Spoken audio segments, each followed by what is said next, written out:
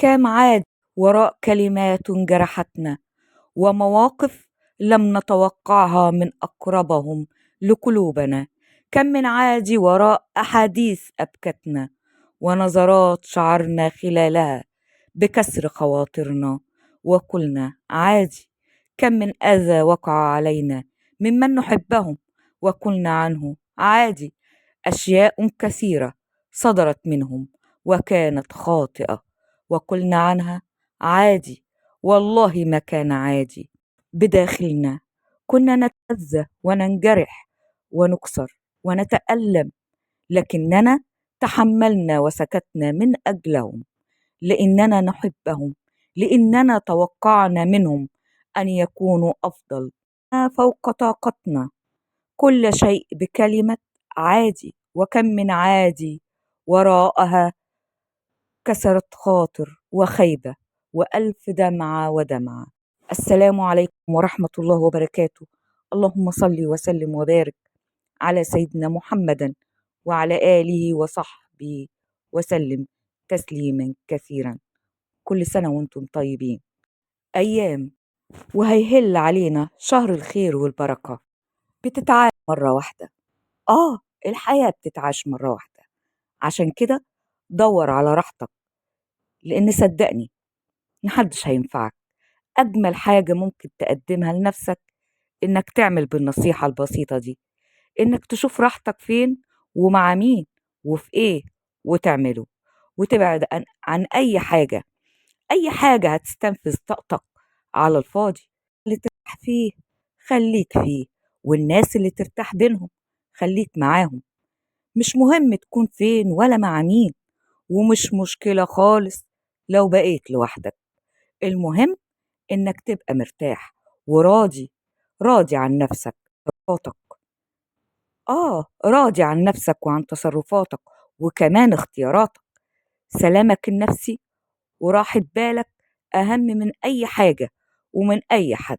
دور على راحتك، دي بتتعاش مرة واحدة.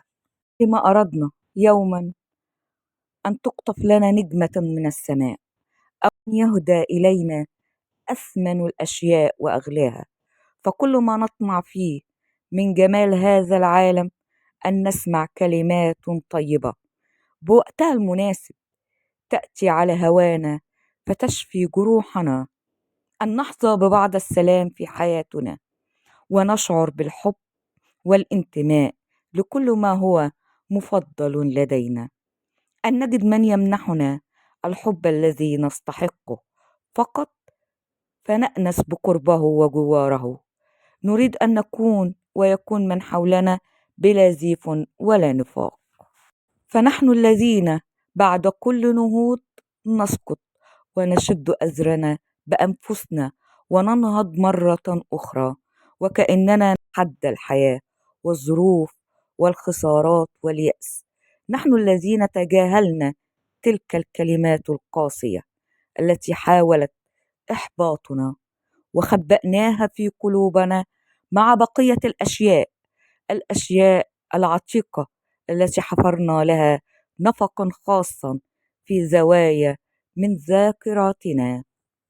فنحن نقول لغيرنا ما نود سماعه، نتحدث عن الأمل ونحن نقاوم مآسينا ويأسنا، نخوض في تفاصيل كثيرة عن الرضا، ونحن نحاول أن نتجاوز مراحل العمر الأشد أذى. نؤكد إن كل شيء سيمر، وفي قلوبنا تفاصيل نرجو كل يوم مرورها. نقول لغيرنا ما نود سماعه ونبدو مقنعين، نتمسك بكل فرص التخطيط، التجاوز، الأحلام. ربما كان هذا خيارنا الوحيد. فهناك أشخاص يرافقون وهناك أشخاص يفارقون، نفس الحروف للعبارتين، لكن واقعهم على الروح يختلف. فسلاما على من تمسك بنا، وعلى من أحبنا كما نحن، وعلى من أتيحت له الفرصة لترك أيدينا. فسلاما على من ناديناهم بالروح فردوا علينا بالقلب وهمسوا لنا بالود والمحبة. نحن نتعافى يوما تلو الآخر، نتقبل الحقائق التي أوجعتنا سابقا، نتوقف عن الهروب منها ونفتخر إننا مررنا بها ولم تغيرنا. ما زال القلب يتسع للحب، وما زالت النفس تبذل الخير دون انتظار المقابل. ما زالت الكلمة إن نطقت عهدا علينا نوفيه. ما زال النقاء غايتنا، والسلام أجمل أمانينا. وما أجمل أن تكون كالماء يتحمل أثقل الأحمال على سطحه، ويحوي أثمن الأشياء في باطنه.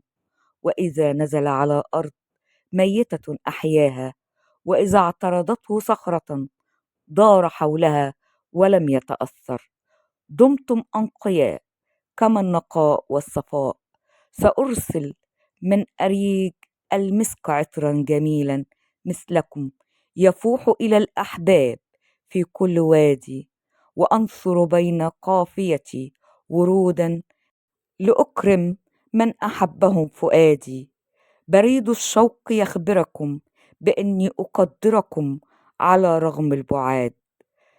هناك شخص على عشق الحياة يرغمك، وشخص يتفنن في قتل الحياة بداخلك.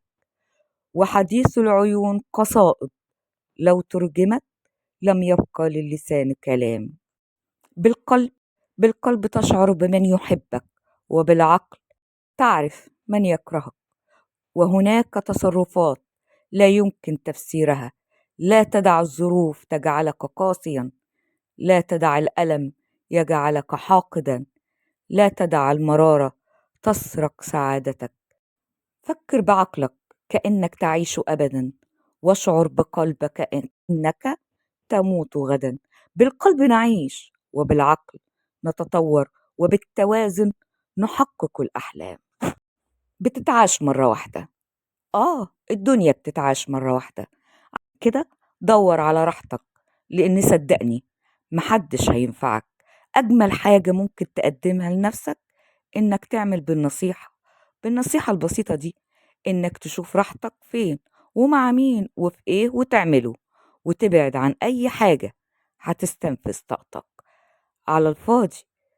فالمكان اللي ترتاح فيه خليك فيه، والناس اللي ترتاح بينهم خليك معاهم. مش مهم تكون فين ولا مع مين، ومش مشكلة خالص لو بقيت لوحدك.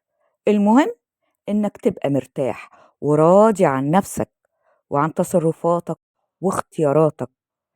سلامك النفسي وراحة بالك أهم من أي حاجة ومن أي حد. دور على راحتك. وإياك تشحت ود حد، إياك تتحايل على حد يفضل معاك، إياك تعيش على انتظار رضا حد، إياك تفتكر إن ممكن حد يتغير علشانك أو يرجع يحبك تاني. إياك تهين نفسك تحت مسمى الحب. اللي بيحبك هيخلق حوار وكلام. استوب للناس اللي ما تعرفش قيمتك، اللي ما تسألش عليك. كفاية لحد كده، وعيشوا لنفسكم، ملهاش إعادة. دور على نفسك، دور على اللي يكون جنبك وحنين عليك. دور على اللي يومه مش بيعدي من غيرك. دور على اللي يخليك أول أولوياته. أعطاكم الله ما تمنيتم، وأجابكم بما دعيتم، ورزقكم ما رجوتم، وغفر لكم ولوالديكم.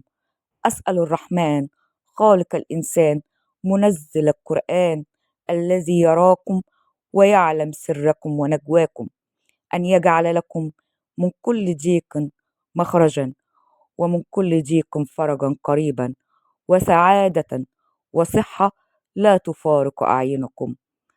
اللهم أمين يا رب العالمين. وهنا أقول لكم أترككم في رعاية الله وحفظه وأمنه.